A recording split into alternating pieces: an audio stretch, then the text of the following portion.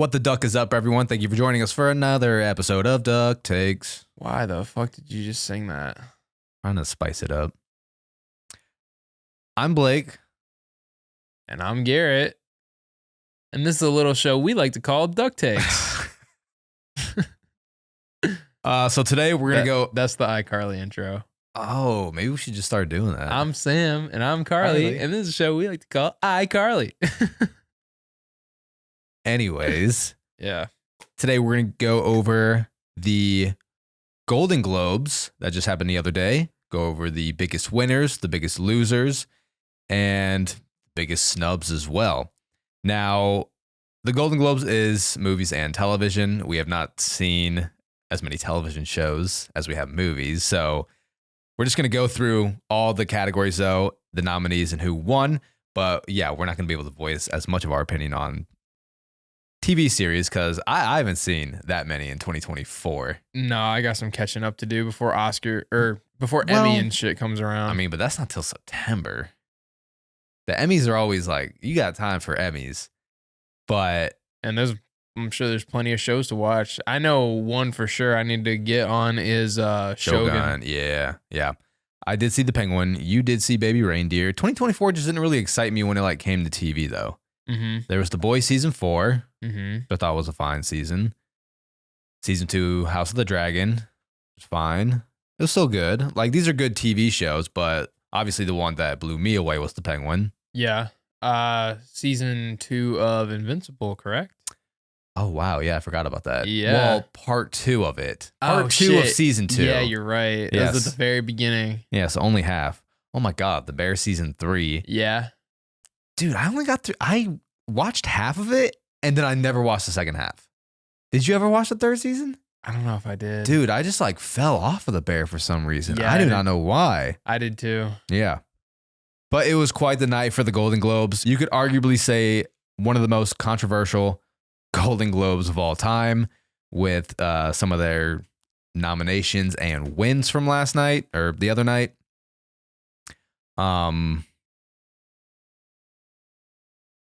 Not that there's ever been much hope for the Golden Globes, but I really don't have any hope for the Golden Globes in the future. And just the criteria for the awards they're giving out. And we're going to dive into that when we go into the categories here and our winners. But each year it's just what are we doing? Dude, I was even confused at looking at some of the nominations in the categories that they have. And I'm like, how the fuck is the substance in the running for, I think it's best comedy or musical. Yeah. Yeah. I'm like, how the fuck is the substance in there? I know. It's just make a horror category already. It's the category where they can throw a horror movie in there. Get Out was in musical or comedy for Golden Globes. Why? Yeah. It does not fit any of those descriptions. No, I know. And that's always been a big topic of discussion is what categories these dramatic movies are being placed. You're telling me there's no place for a thriller category? Thriller/horror? Or maybe actually having some comedy movies in there too, maybe, you know? Yeah, that too. It's a musical or comedy, right? It's a category. It's weird. It's been a whole discussion. I don't, this is why I'm saying Golden Globes, people just never really have had much hope for it. Also considering the newest category that they've added lately, which is the Cinematic and Box Office Achievement Award, which we will dive into that as well, because it's what's the criteria here? That one seems like it's just a pure statistic. Yeah. You don't have to. And everyone's biggest argument against that is well, the amount of money it's making is the reward, Yeah. A movie grossing over $1 billion is a reward in itself. You shouldn't get another award on top of that. Yeah. If that's the case, then my God, so many franchises should have all these awards by now. Mm-hmm. But Nikki Glaser did host the Golden Globes this year. And anything could have been better and would have been better than what we got last year with Joe Coy. You remember? I couldn't even remember his name till you just said it. I was like, what the fuck was that guy's name again? Where is he now? What happened to him? Do we know? I don't care, and I'm glad he's off the face of the earth, bro, because, oh my God, I've never seen a crowd more uncomfortable. Yeah, that was an uncomfortable. They had to Golden add laugh Globes. tracks. There's no way those laughs are real. It's crazy. No, she did pretty good. And apparently they did already sign her on to host next year as well. Good. So she did a good job. yeah, it seemed like everyone got positive reactions from Nikki Glaser. They were like right up to the line without crossing it. Well, because obviously you're on TV, so you can't really cross a line. But like, yeah, the delivery was good though. Yeah, because she is really good at roasting. Like her roast of Tom Brady that was aired on Netflix. Yeah, that was a fantastic roast that she had. Yeah. But obviously that was Netflix, and yeah, you can't just. Unless you're Ricky Gervais and just don't give a fuck. Ricky Gervais does whatever the fuck he wants, bro. I love that guy. Yeah, I think he's definitely hosted the Golden Globes maybe the most times. I'm not sure. He's hosted it 5 times. He did a lot. Which is a lot. He was their go-to guy. Yeah. Let's get into it. First category that we have was Best Performance by a Male Actor in a Supporting Role on Television. So the nominees were Javier Bardem for Monsters, the Lyle and Eric Mendez Story, Jack Lowden for Slow Horses, Harrison Ford Shrinking, Ibn Mas-Bachrach for The Bear, Diego Luna, La Maquina, and our winner, Tadanobu Asano from Shogun, which I watched his speech and I loved his speech. He was so excited to be up there. He said he was shooting currently, so he had to be on a flight that night at like 2 a.m. to be able to get back to Japan to shoot the next day. But but he seemed ecstatic to be up there, which like is kind of great because sometimes I feel like when some of these celebrities win, like there needs to be a little more humility to some of them. Yeah, you know, I know what you mean. Because a lot of them have been in that industry for so long, they're out of touch. A little bit of that Kiki Kwan type of reaction. Right. Yeah, exactly. Again, I haven't seen Shogun, but everyone did seem, very happy about all of the Shogun wins that night. Everybody has been saying that show was amazing. Mm-hmm. And honestly, I'm kind of shocked I haven't gotten into it myself because at the time I was playing Ghost of Tsushima on PS5 and it's like same vibes. Yeah. So I was like, it made me want to watch that show. Next category we have is Best Performance by a Male Actor in a Limited Series, Anthology Series, or Motion Picture made for television. Damn, it's a long category name. Nominees for this are Richard Gadd, Baby Reindeer, Kevin Kline, Disclaimer, Ewan McGregor from A Gentleman in Moscow, Cooper Coach from Monsters, the Lyle and Eric Menendez Story, Andrew Scott Ripley, and Colin Farrell, the Penguin, who was our winner that night. I'm happy Colin Farrell won that. Colin Farrell needed that, bro. Not that I've seen the other shows, but my God, he absolutely just transformed into the Penguin. Richard Gadd was good in Baby Reindeer. Baby Reindeer, yeah. But nah, bro, that's got to go to Colin Farrell. He was so good. It's got to. And it's going to piss me off when we talk about Kristen Milioti not winning her award. Dude, she acted her ass off in that show, too. Oh, my God. You could argue that she was even better than Colin Farrell. Mm-hmm. But moving on to the next category, we have Best Performance by a Female Actor in a Supporting Role on Television.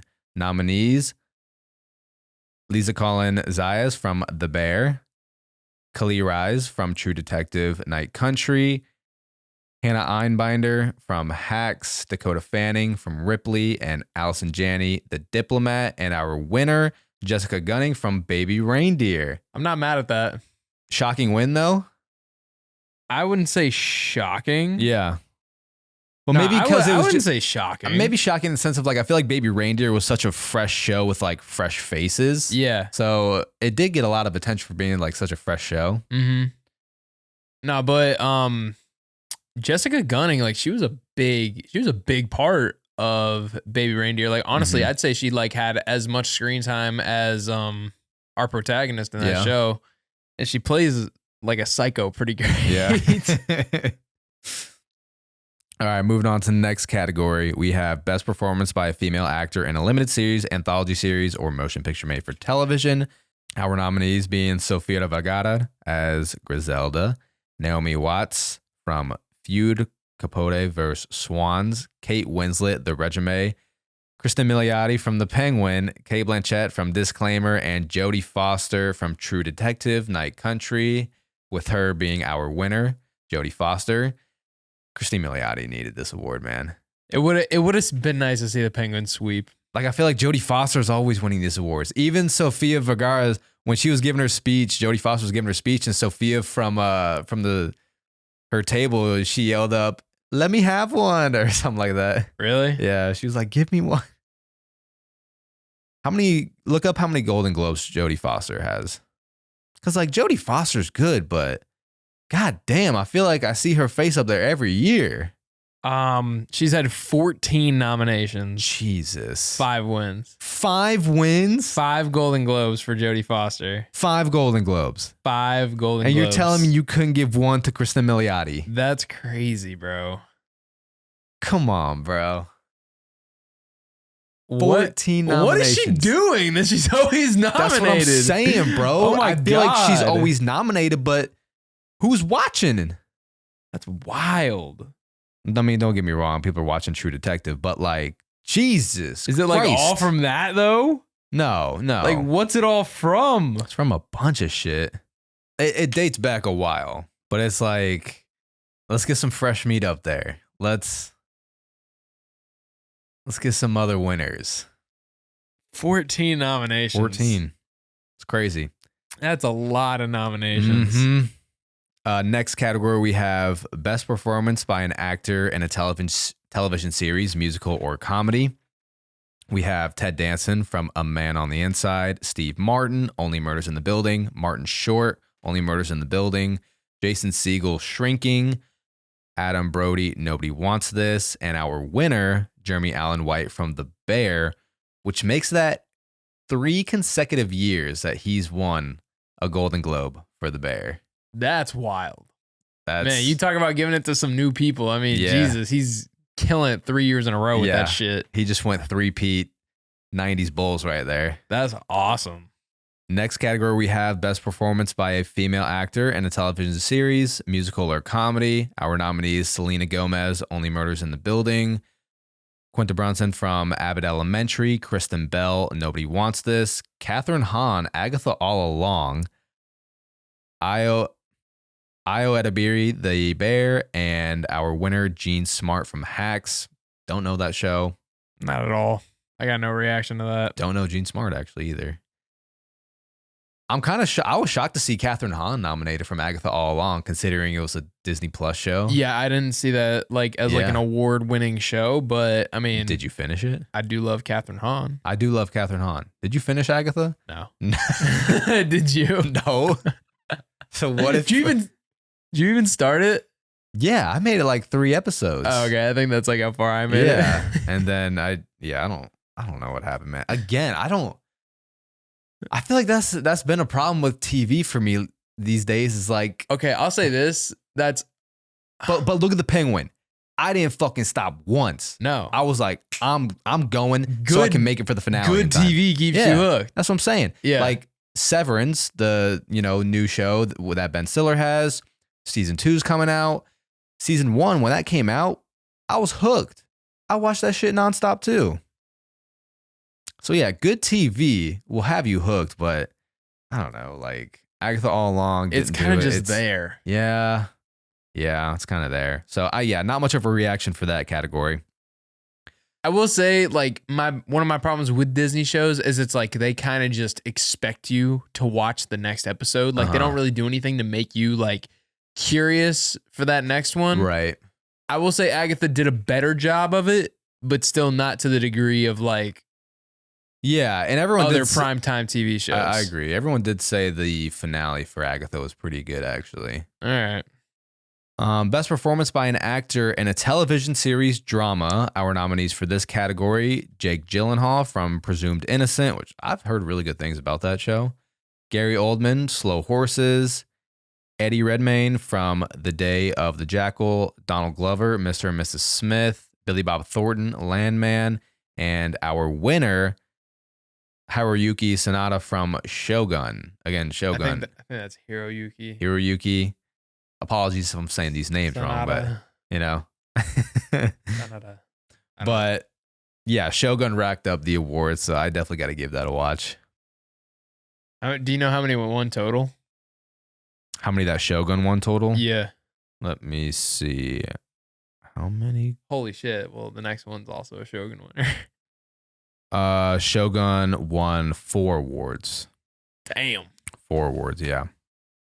Which means it's definitely, I think it actually, oh yeah, I think the Emmys already happened. It racked up like 14 Emmy wins. Yeah, it won a lot of Emmys. I do know that. Good God. Uh-huh.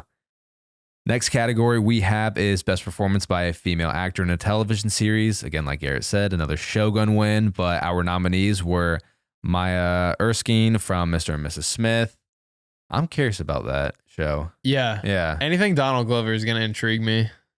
Kerry Russell from The Diplomat, Keira Knightley from Black Doves, Kathy Bates from Matlock, and Emma Darcy from House of the Dragon, and our winner, Anna Sawai from Shogun.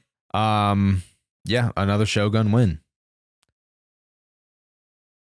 But now getting to the winners overall from television. Best Television Limited Series, Anthology Series of Motion Picture Made for Television. Nominees being True Detective Night Country, The Penguin, Ripley, Monsters, The Lyle and Eric Mendez Story, Disclaimer, and our winner, Baby Reindeer. Baby Reindeer? Baby Reindeer won. I'm a little sad on that one. I think Penguin. You think it's better? I enjoyed it more.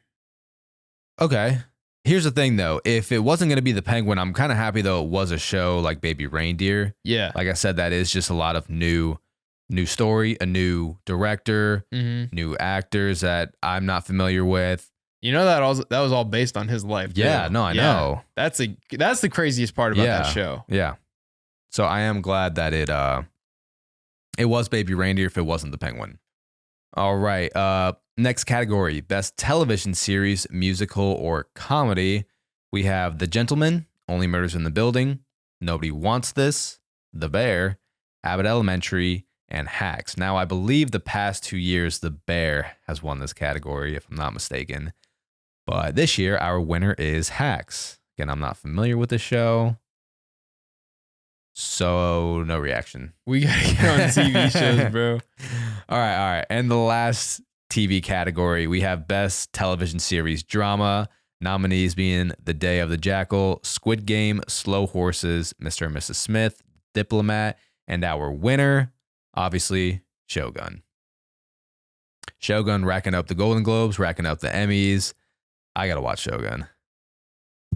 It is FX most expensive budget. I mean, that makes sense. Yeah, it does. Any period piece is gonna get up there in budget. And now moving on to the dumb category. Yeah, you're right. The dumb category. The pointless category. But moving on to movies. Cinematic and box office achievement. Nominees being Twisters, The Wild Robot, Inside Out 2, Gladiator 2, Deadpool & Wolverine, Beetlejuice, Alien Romulus, and our winner, Wicked. Now, this is a big talking point of the Golden Globes, and it's like, what defines the cinematic and box office achievement for the Golden Globes? Box office, pretty clear. Did it make money? I mean, yeah. But the cinematic part, it's like, right. That is the most broad description of a category I've ever heard in my life. So, because in order to be nominated, in order to be eligible for a nomination, a film must have grossed $150 million with at least $100 million grossed in the U.S. But it's like, what? But again, why is Wicked our winner here? You know what I mean? We have Deadpool & Wolverine, which grossed $1.3 billion and became the highest grossing rated R movie. We also have Inside Out 2 in this category that grossed $1.6 billion and became the highest grossing animated movie of all time.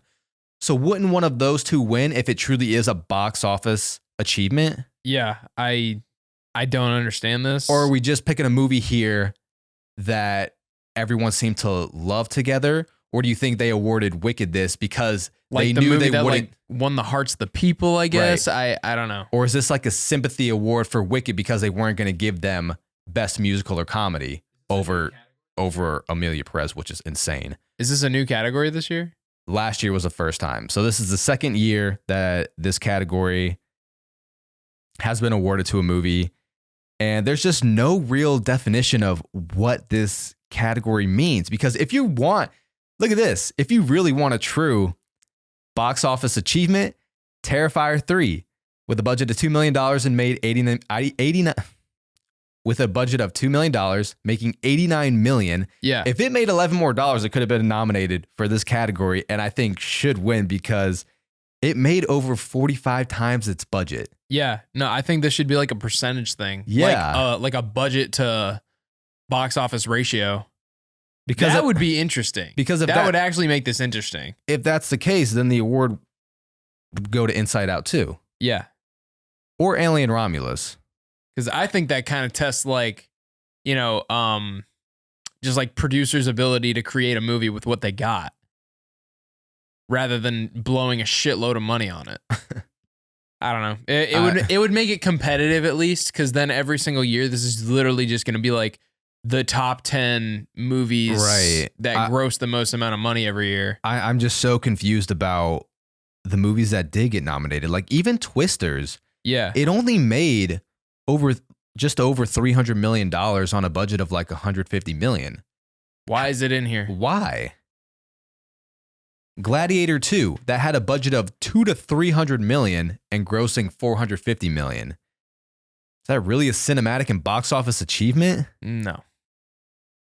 So again, this category remains to be very vague. And I don't know. We'll see where this category goes in the future, but it's an odd one. All right. Moving on to the next category.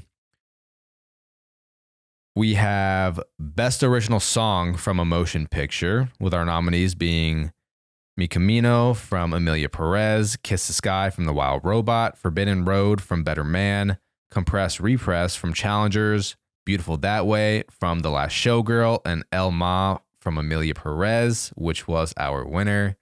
It was El Ma from Emilia Perez. Emilia Perez went on to win 4 awards the other night, which is baffling.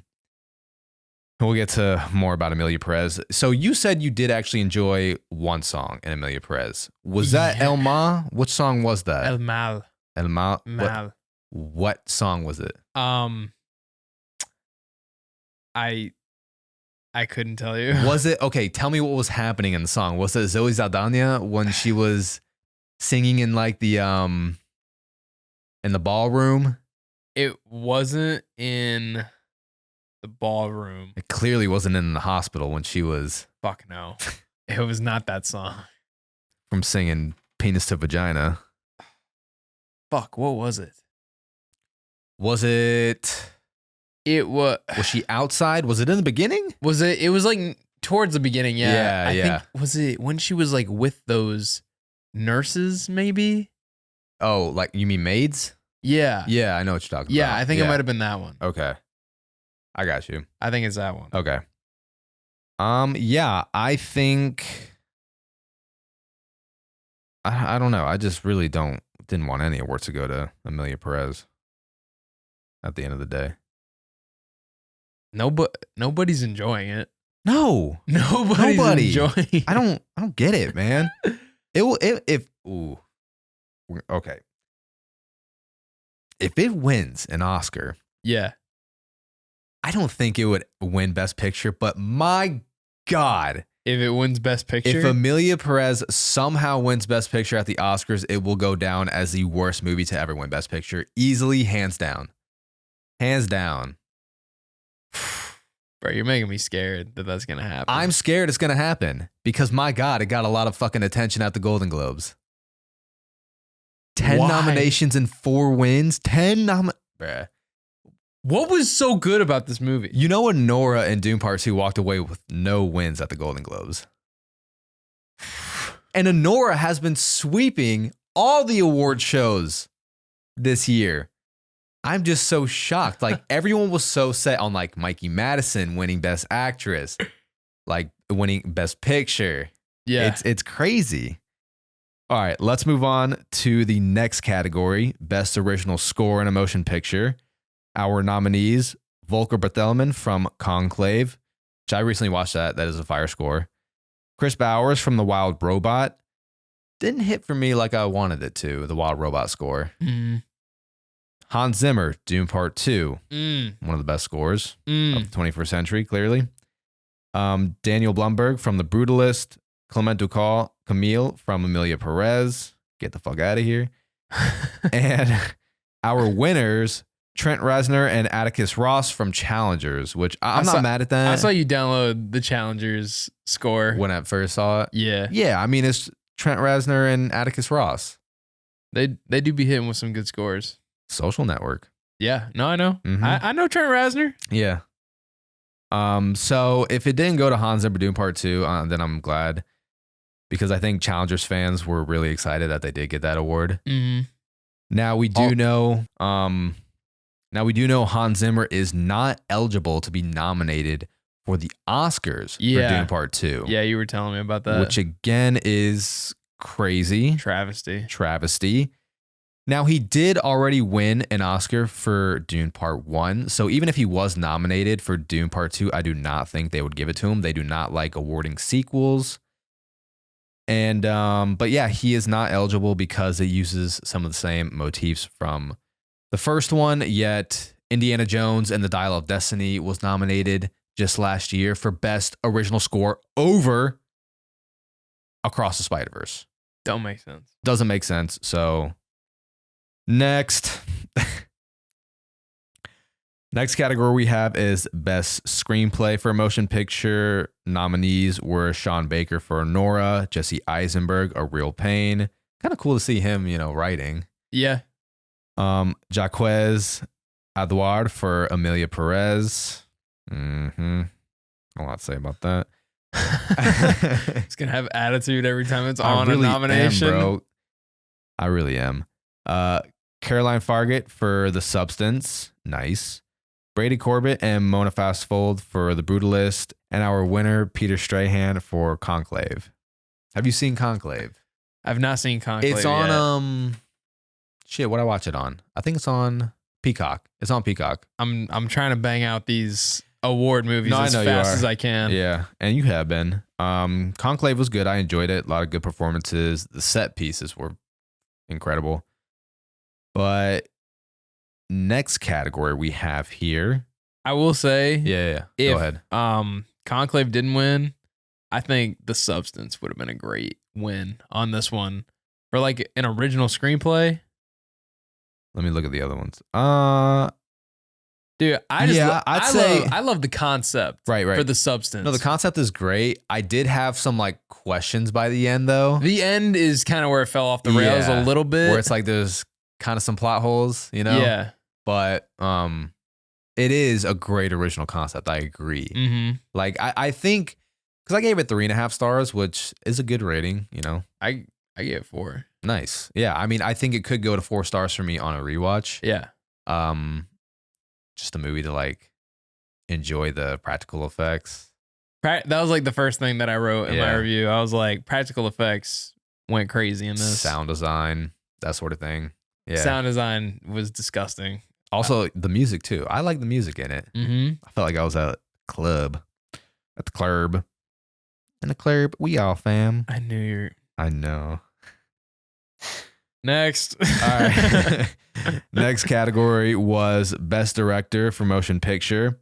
Nominees were Sean Baker for Nora, Pael Kapadia for All We Imagine as Light, Jaquez Adard for Emilia Perez, Edward Berger for Conclave, Caroline Fargate for The Substance, and Brady Corbett for The Brutalist, who was our winner.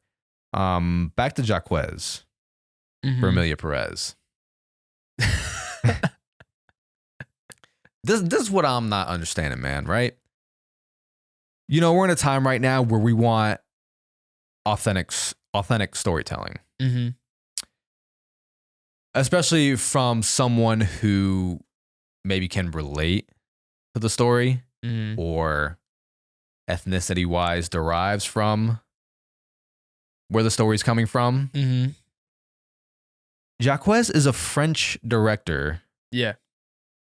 Doesn't speak Spanish. Doesn't speak English. Writing a Mexican story. Writing a Mexican story. Mm-hmm. And directing a Mexican story. With the Mexican drug cartel. Yeah. Too. And like a cartel leader is our main person. And an interview where he said he felt like he didn't need to do any more research than he already had. And apparently has never been to Mexico to begin with. How do you get nominated for Best Director after How that? the fuck? What are we doing here? Like, is this like the biggest industry plant movie that we've seen in an award show? I'm not getting it. For anyone who hasn't seen Emilia Perez, like, here's the thing. The message that it tries to get across, like, has good intent. Yeah. But it becomes so shallow and gets so lost in everything else that it tries to do that it almost comes off like offensive.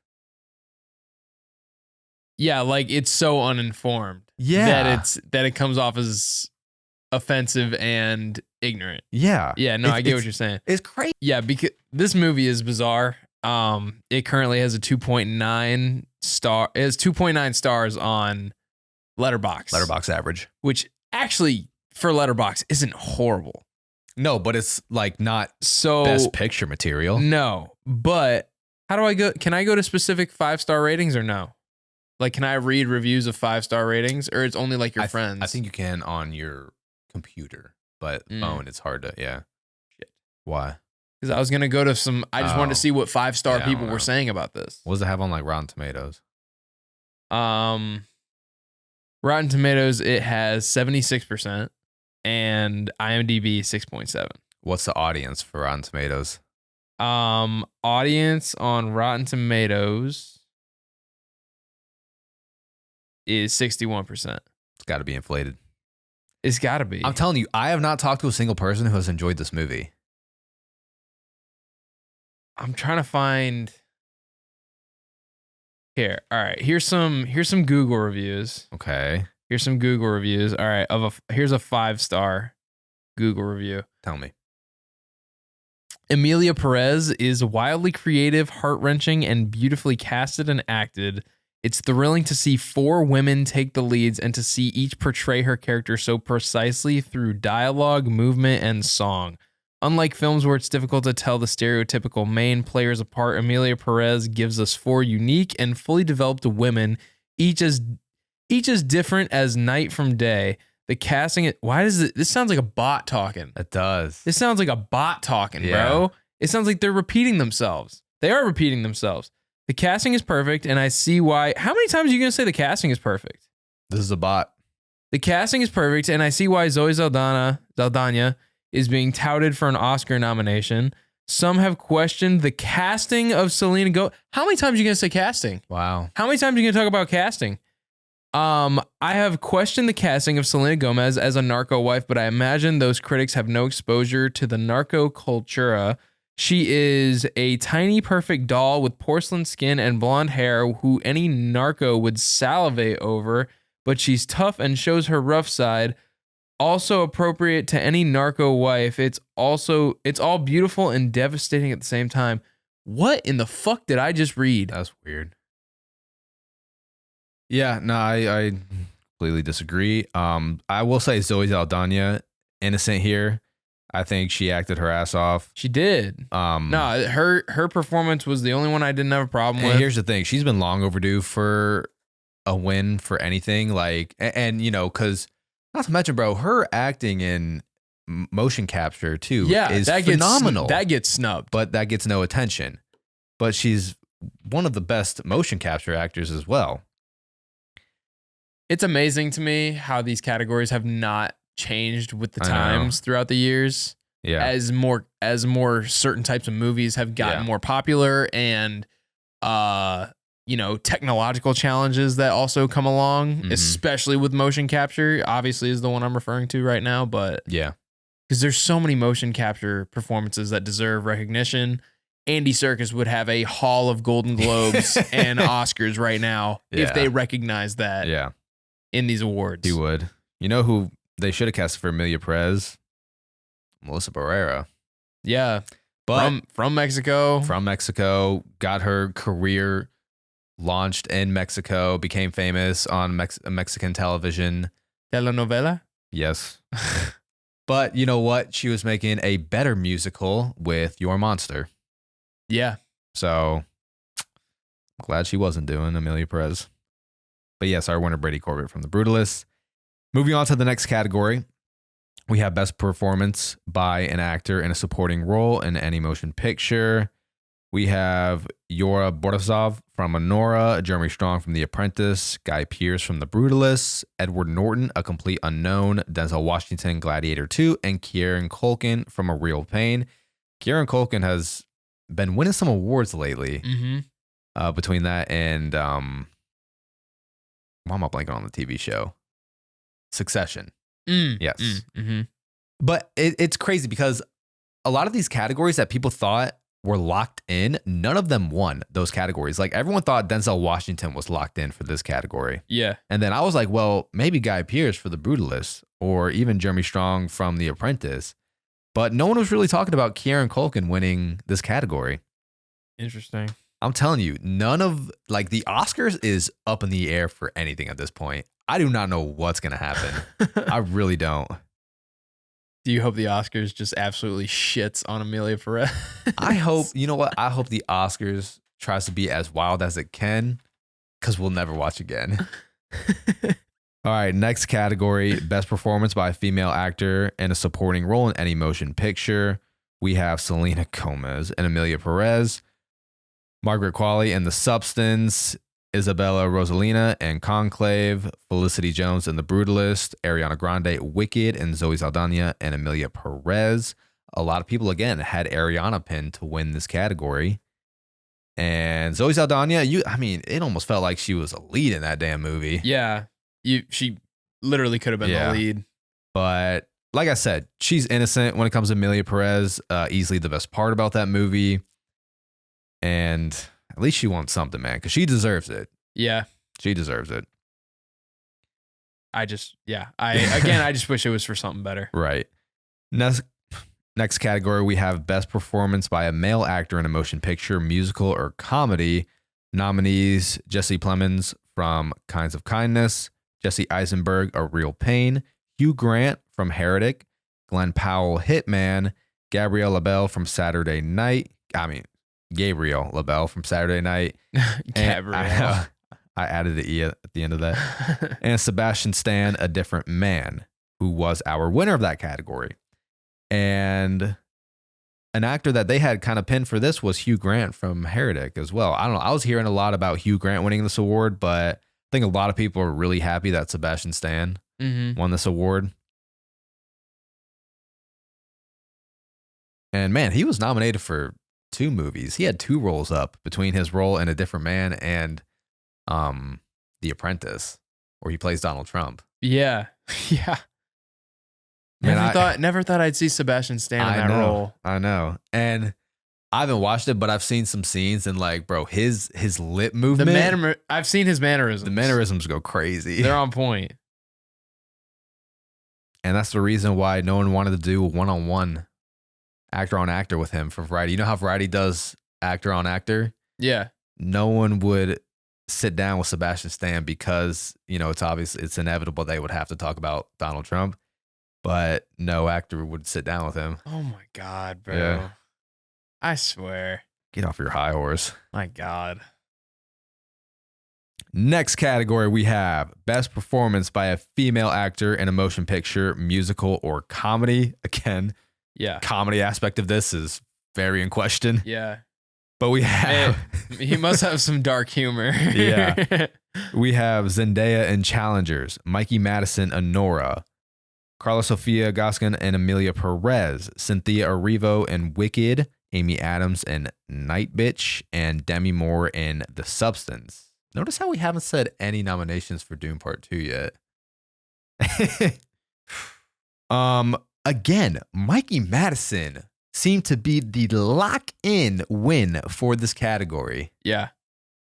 but it went to Demi Moore in The Substance. And I know a lot of people were happy about this. Yeah, not especially mad about that. horror fans. Yeah. Ecstatic about Demi Moore getting a win. But also, musical or comedy? No, I get it. I know. Trust what me. in the fuck is that? Trust me. I know. And I have heard Honora is actually funny. Yeah. Cynthia Erivo, Wicked, obviously a musical. I think it could have gone to her as well because I loved her performance in Wicked. Mm-hmm. No comment. Oh, yeah, that's right. Garrett hates Wicked. No comment. But yeah, Demi Moore winning for The Substance. You know, a lot of people really loved her speech that she gave as well. Being in the industry for, she said, 45 years now, and this being the first time that she's won anything. So you just never know when you know, your work really will be recognized and awarded. She said, you know, there was a producer 30 years ago that told her she was just like a popcorn movie actress. And she said she took that to heart and like affected her for a while. Like another pretty face, basically. Right. Yeah. So yeah, I think a lot of people are just really happy to see Demi Moore win this award. And very I'm happy fitting for it that too. it was that movie then as well. Exactly. Yeah. Yes, exactly. So great win there. Next, we have Best Performance by a Male Actor in a Motion Picture Drama. We have Timothée Chalamet from A Complete Unknown, not for Dune Part 2. Dude, I know. Yeah. What the fuck? Sebastian Stan in The Apprentice. Ray Fiennes from Conclave. Ralph. Nope, it's not. Trust me, I have fucked up this name many times. What? It is Rafe Fiennes. Interesting. Yes. All right. I have fucked up that name many times. It is Ray Fiennes. I know. I don't know why you spell it like that. That's literally Ralph. I hate the English language. Oh my God. Daniel Craig, Queer, and Colma Domingo, Sing Sing. And our final nominee, Adrian Brody, The Brutalist, who is our winner. He now has 2 Golden Globe wins. Might have 2 Oscar wins soon for The Pianist and now The Brutalist. Yeah. Dude, I kept hearing Colma Domingo, Sing Sing, Colma Domingo, Sing Sing, or Daniel Craig. But here we are again. Adrian Brody, The Brutalist. Wins that I don't think anyone, I will say this, like, I don't think this is too big of a surprise, but if you were to give me like a prediction sheet, I probably would have gotten every category wrong. Interesting. Honestly, I'm excited for the Oscars now because we normally do the prediction sheet. I really am too. But here's the thing too, the wide releases have sucked ass this year. Like, Sing Sing hasn't been released near us. Yeah, no, I know. You said you've been having trouble even finding these movies. The Brutalist has not been released near us. Mm-mm. And it's funny because when the director won for Best Director for The Brutalist, yeah, he was like, "Oh, no, everyone told me that no one will see this movie." Brother, no one still has seen this movie. Yeah. It had a budget of $9 million. It only has a box office of $1.2 million. Like, no one has seen this movie yet. Now, it will get more of a wide release at the end of January, especially since now that it's getting all the award show buzz. Yeah, but why? But I'm like, why now? Why now? Yeah. Shouldn't you have tried to create fans for the votes? Yeah, I don't know. I don't get anything that Hollywood does. Next category we have is Best Performance by a Female Actor in a Motion Picture. Nominees being Tilda Swinton for The Room Next Door, Pamela Anderson, The Last Showgirl, Nicole Kidman from Baby Girl, Kate Winslet, Lee, Angelina Jolie, Maria, and our winner, Fernanda Torres from I'm Still Here. Another huge, shocking win. And I'm not mad about this win either. I'm actually happy about this win, but everyone said, Angelina Jolie, lock it in. Lock it in. But here we are. I'm telling you, Oscars, man, it's going to be fucking wild. The Oscars are going to be fucking wild. Oh, dude, I'm excited now. I am excited. Yeah, I am too. I was really happy to see Pamela Anderson nominated. Yeah. Pamela Anderson giving one of my favorite performances of 2024 was not on my bingo card. I really liked her a lot in The Last Showgirl. I enjoyed The Last Showgirl. That was a sad movie, man. Yeah, it was. It's a very interesting story. It's very grounded in reality. Yeah, and I thought it was very funny because I watched this, and then the next Oscar nominee movie that I was watching was The Substance. And so I was like, what? Okay, what are the odds that, two of these in a row or right. Little parallel there. Yeah, very, very similar like themes going on in that movie.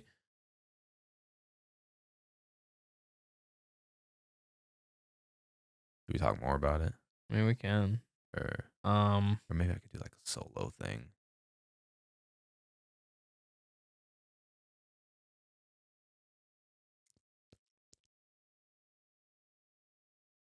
Keep going. What did you think of what did you think of good God. What did you think of Dave Bautista? Dave Bautista? What the fuck? What did you think of Dave Bautista? Holy shit. Dave Bautista. Shut the fuck up and let me say it. What did you think of Dave Bautista's role in The Last Showgirl? He honestly didn't have like too much of an impact. That's why you're asking me. Next. Next. All right. Next category, Best Motion Picture, Non-English Language. Nominees for this is Vermiglio from Italia, from Italy. Jesus Christ. Can't talk tonight. The Seed of Sacred Fig from Germany. The Girl with the Needle from Poland, Sweden, Denmark. I'm Still Here, Brazil. All We Imagine as Light, France, India, Luxembourg, and Netherlands. And our winner, what the fuck? Blake's favorite movie. Emilia Perez, but why does it say France? This motherfucker. See, this is what I'm saying, man. This was a Mexican story. Yeah. With Spanish speaking. Yeah. And it says France. Yeah, why is this a French win? What the fuck? This should not be a French win. See, and this is why this movie even shouldn't have won this. Because if you're going to have Emilia Perez win Best fucking Musical or Comedy, at least give another fucking non-English language the award. Yeah. Fuck this shit. Next category. Best Motion Picture Animated. Nominees: Wallace and Gromit, Vengeance Most Foul, The Wild Robot, Moana 2, Memoir of a Snail, Inside Out 2, and our winner, Flow. I think this is definitely a big win. One of the biggest winners of the night, being an independent animation company. Also, little cute black cat. The black cat story. I have a black cat. Any surprise here? Would you have liked to see The Wild Robot win, or? Yeah, honestly, it kind of surprised me that it wasn't just Inside Out 2. I feel like everybody was raving about that shit. No, I'm glad it wasn't Inside Out. I mean, I'm glad it wasn't Inside Out 2. That's what I would have expected to win. Yeah, but yeah, it wasn't one of the major animation studios. Nah, I would have done that or Wild Robot though. Yeah. So Wallace and Gromit, did we used to watch that as kids? Am I mistaken? Did we? It's like a British thing. I know what it is. Dude, I think I don't think we watched it that much. I remember watching it. I don't. Really? I mean, I remember the animation and everything. Yeah. And it's like very familiar, but I don't recall it like that. I do. But yeah, I do think that is a big win for Best Animated Motion Picture. Next category, we got Best Motion Picture, Musical or Comedy. Nominees being Wicked, The Substance, Challengers, Anora, A Real Pain, and our winner, Emilia Perez. I don't get it. Just because something's award winning doesn't mean it's good. Not these days. That's for goddamn sure. You at your damn mind if you're gonna have Emilia Perez win over Wicked, which is a much better musical, 10 times better musical. You don't even like Wicked, and I'm sure you can attest to that. Yeah, the musical aspect, Wicked is better. The Substance, which was a huge hit for the horror genre, Challengers, which everyone raved about. Mhm. Honora, which has been, again, a lock-in for everything in any other award show. I don't. Honora walked away with 0 wins, man, and that is just shocking me because everyone has locked in Honora for a lot of categories.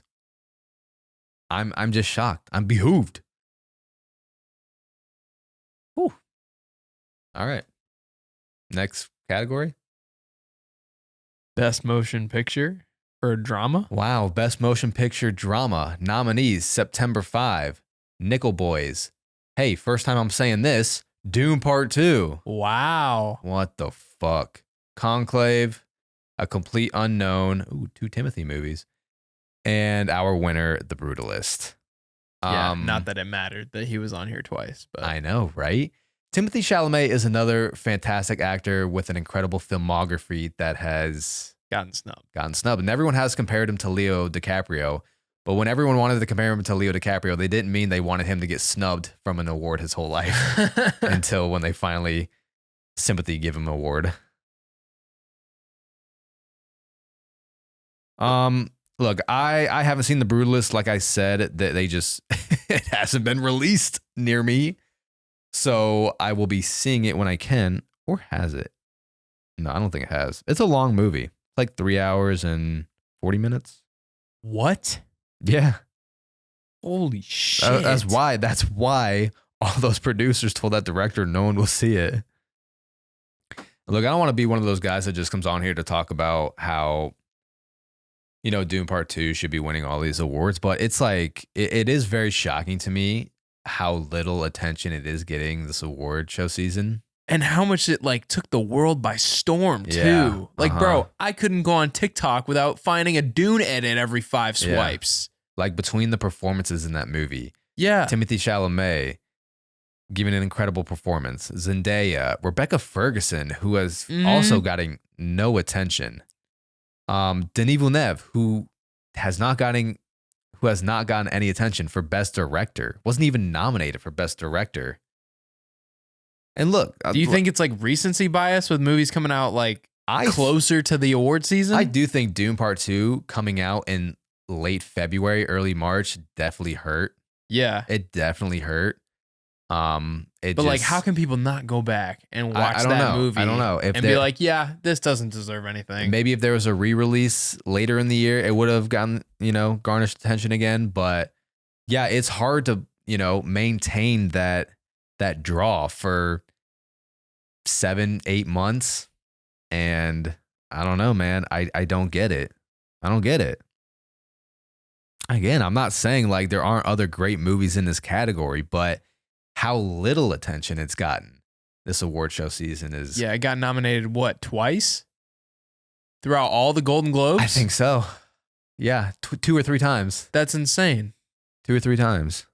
All I can think of for Golden Globes was Best Motion Picture Drama and Best Score, Hans Zimmer. Yeah.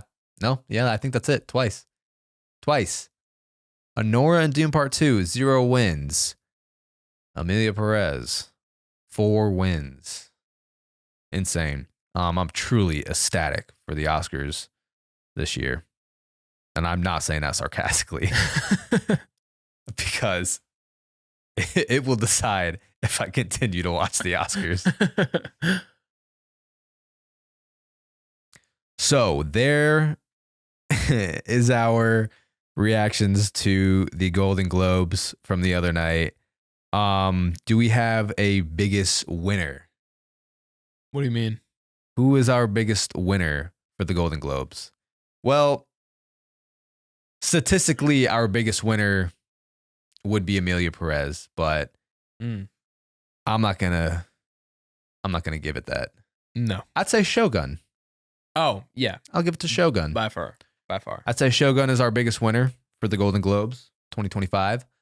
Biggest loser, Emilia Perez. Because even though it wins 4 awards, everyone is realizing it's really honestly opening up a light of how much. Technically, wouldn't the biggest loser be Dune Part 2 or Honora. Honora with the amount of nominations and not winning. Honora would be the biggest loser of the Golden Globes 2025, which was not on anyone's bingo card at all. Nope. That is wild.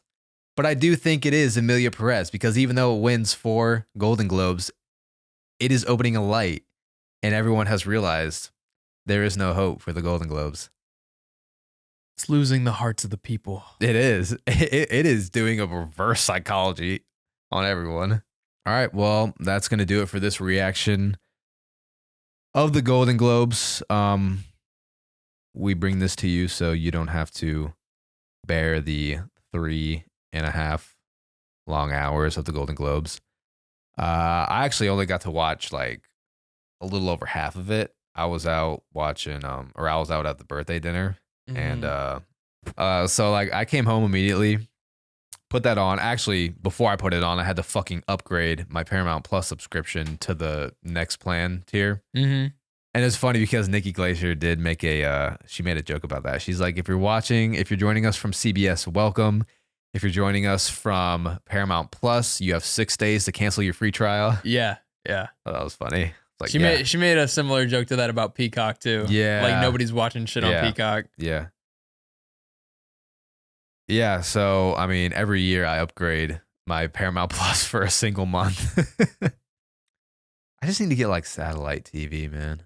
I'm not gonna lie. My priority was kind of on that Detroit, Minnesota game. Yeah. I was watching the Detroit game. Detroit kicked ass. Yeah, they did. But that wasn't until the last quarter, though, was it? Yeah, it was like late third quarter, and then fourth quarter. Yeah, they brought the belt out. Someone at the Golden Globes, I forget who, but someone at the Golden Globes was watching the Detroit game on his phone. I would too, bro. I'm like, that would be me if I was at the Golden Globes. That would be me. Oh my god, yeah, dude. No, the score was super close. Like, but nobody was scoring a touchdown. Like Detroit had 1 touchdown. They had 7 for a long time. Then they got a field goal before they went in at halftime, so they had 10. But bro, Sam Darnold could not finish in the red zone. He was in the red zone like 4 times. Comes out with nothing. I saw his final stat line where it said 18 of 41. I was like, oh my god, it was bad. That's bad. It was bad. He was, for one, Amik Robertson, who Detroit picked up, cornerback, he was locking had it Jettas up. locked. Wow. He had him locked. I will say there was a few opportunities that were messed up. One by Jettas, he had a touchdown opportunity that he didn't bring the ball in quick enough. He didn't have control quick enough, and he was out of bounds by the time he did bring it in. But then Darnold, he just like started overthrowing a lot. But see, and you know, a lot of people, I was watching First Take and Stephen A and Shannon were giving like Darnold a lot of shit saying they can't trust him in the playoffs. But Dan Orlovsky was like, the whole team had a bad game. He was like, you could easily say that was Justin Jefferson's worst game, the offensive line's worst game. It was everybody. Yeah. Darnold had no protection. Like he was trying to get he did. I will say he was hanging on to the ball a lot, but that's because they had the receivers on lock. Yeah. Like it was everybody. Like it was a team effort on defense. Like Detroit fucked it up on defense. Damn. So good shit for Detroit. I'm amazed they've been able to keep up as well as they have with the amount of injuries that they've dealt with this season. Yeah, 13 on the defensive side alone. On the defensive side, bro. Losing their two of their star defensive ends, putting pressure on the QB. It's pretty wild. Yeah. Like, bro, just imagine if they had Aiden Hutchinson back. I know. All right. Well, thank you for joining this episode. Yeah, finish it off with a little football there. Yeah. But man, we are excited to see what happens for the Oscars. Can't wait to see the nominations as well. That's always a good time. So let's hope for some more Emilia Perez wins come Oscar season. We'll make sure to get to announce the Oscar nominations as an episode as well.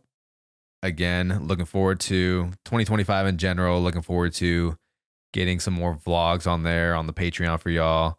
Disney vlogs. Hopefully getting in some more collabs as well. And again, MegaCon is coming up in a month now. So if you do and are going to MegaCon, make sure to say hey to us because we will be there all 4 days. All right. We'll see you guys next time on Duck Takes. See you guys.